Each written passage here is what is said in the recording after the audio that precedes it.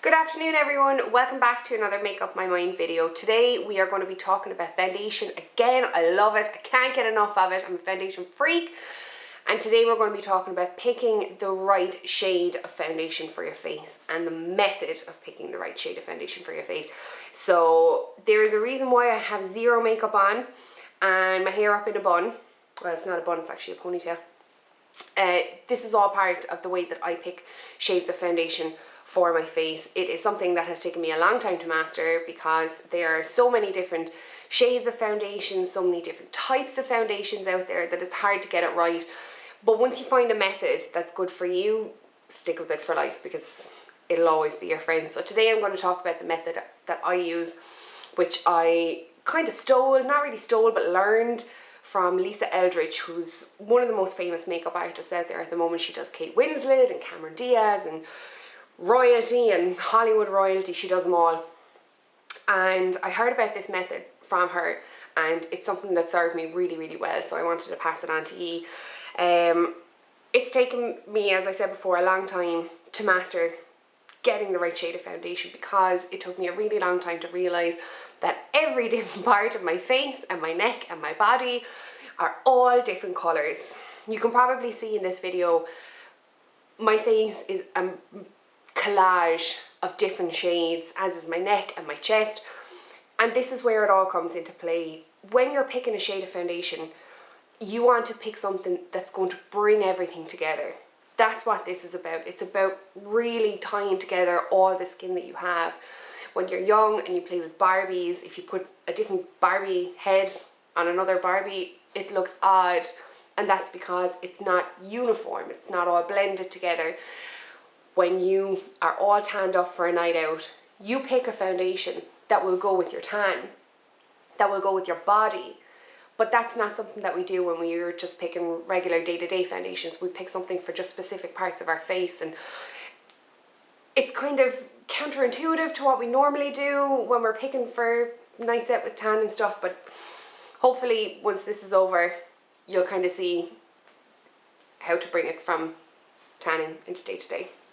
So the first thing that I would recommend is have a shower, which is why I'm like this. I'm just fresh out of the shower. Wash your face, make sure it's really clean. Give your skin a few minutes after a shower to settle down because your skin is most likely going to be red after coming out of the shower because the shower is nice and hot and outside is so horribly cold. And then in the daylight, in just daylight, no artificial lights, no bathroom mirrors, none of that kind of stuff. Stand in front of a window, like the one that's behind you in front of me at the moment, and put on a towel so you have as much skin exposed as possible. You know, your arms, your hands, your shoulders, your décolletage, your neck, your face, all of it. You want something that's going to bring all that together. And what I mean by that is most people, not all, most people have different colours on their face. If you are one of the blessed ones to have a perfectly even face and neck and chest and body, I am so jealous. Good for you. Great genes. I'm not one of those people.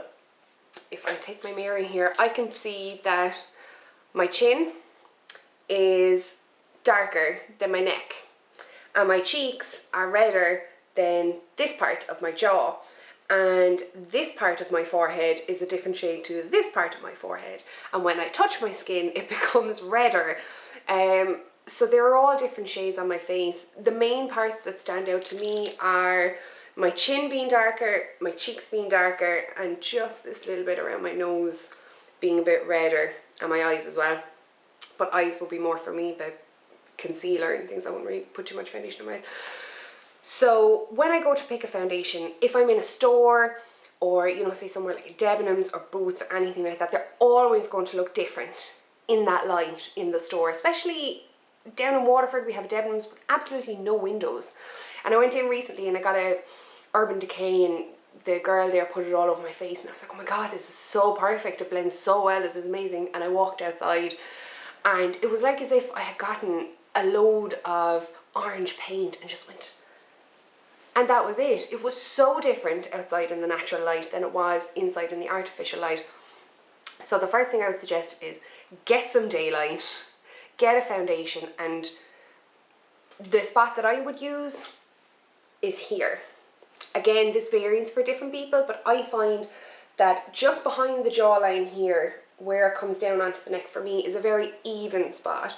It seems to be the same kind of shade of skin going from here down here. If I used it here, this is darker, this is lighter than the rest of my neck and my chest area. So this would be a no-go. If I was picking a foundation, I wouldn't really bother working around my chin and this center part of my neck. I would test it here and rub it in and see how it looks, and then go outside into the daylight, walk around for a few hours, see how it oxidizes.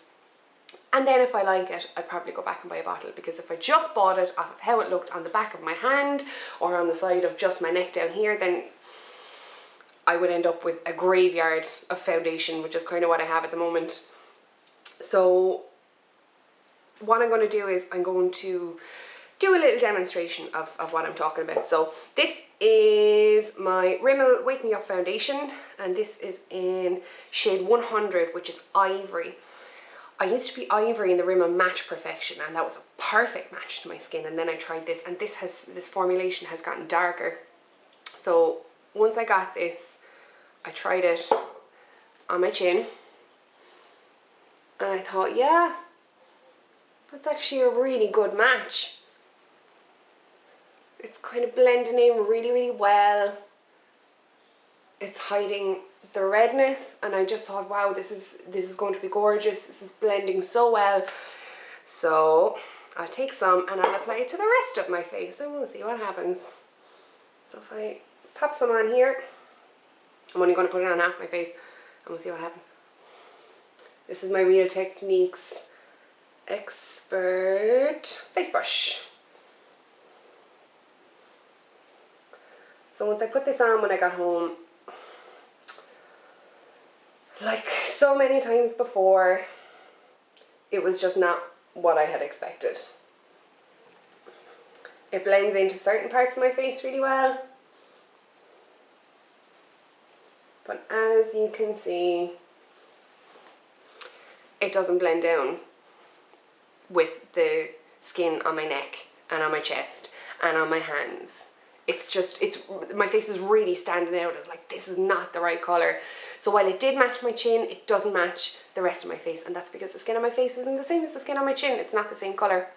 So what I realised that I wanted after that was something that was going to bring everything together. So I'm going to, yeah, I'll leave that on so that you can see the difference. I know it's probably not as obvious to ye, but it's very obvious to me that if I went out like this, it would just look silly, and I don't want something that I'm really going to have to drag down onto my neck on an everyday basis. Maybe something, because I have a chin that kind of goes back straight into my jaw and into my neck. Thank you, jeans. I'm always going to have to bring it a little bit down onto my jawline and onto my neck, but I don't want something that I'm going to have to work down onto my boobs, because it's just so low that I'd have to drag it. So I'll leave that on for the moment. Let me just give this brush a quick cleaning from all those colours. It is a really hard process, just finding the right shade, but once you find it, you kind of get a system going, and it's all good after that then. So that was the Rimmel Wake Me Up in 100, which is Ivory. And then this is the Revlon Colorstay for oily skin in 110 Ivory. And this is another, I'm going to take this makeup off my chin just for a second now so you can see the difference.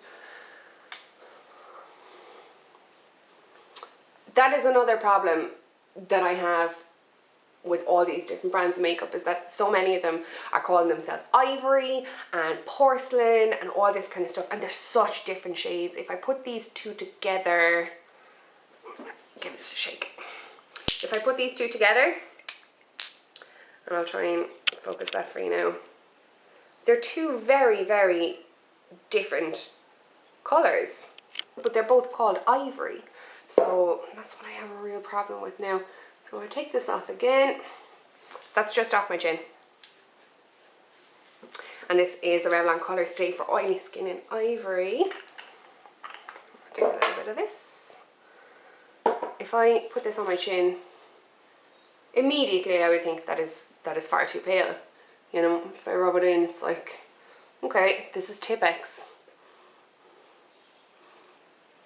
I feel like it would look silly if I just had it on my chin, but if all of the skin on my face was the same colour as my chin, then yes, it would look ridiculous. So what I'm going to do now is I'm going to blend this in with the rest of my skin, and we'll see how that goes. So, I'm doing a quick 2-minute job now for you.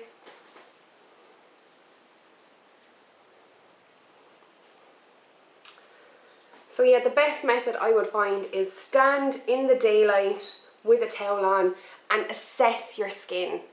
Find out where on your skin is darker, where is lighter, where do you have bits of pigmentation, you know, where is your skin even, where on your skin is the best for, you know, being even and blending down onto your neck. And that way, if you ever go into shops where, you know, you have to buy makeup and there's an assistant there and she's like, oh, what do you need and stuff, you can say to her, right, I need this kind of foundation, but my chin is darker than my neck, my cheeks are darker than my forehead, this is the best place for you to match it on. You know, you will save yourself time and you will save yourself money in the end. So now that is all on my skin, on this side of my skin. Oh, I'm after rubbing my mascara. God. And to me, that looks like a far more even skin tone and a far better blend.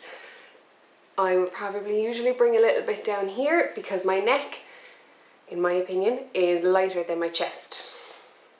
So I'd usually bring a little bit down just to kind of bring that all together. But you can see if I put up my hand, it's all coming together a lot more naturally than this.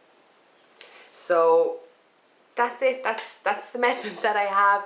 Go in, first of all, talk to your friends, see if your friends have foundations in certain shades, ask them, can you go try it out, leave it on for a few hours in case it has to oxidize and change colour, as some of them so frequently do, and test out what your friends have. Go in, speak to the assistants at the counters. Most of the time they know what they're on about, sometimes they don't. Don't forget that, you know best.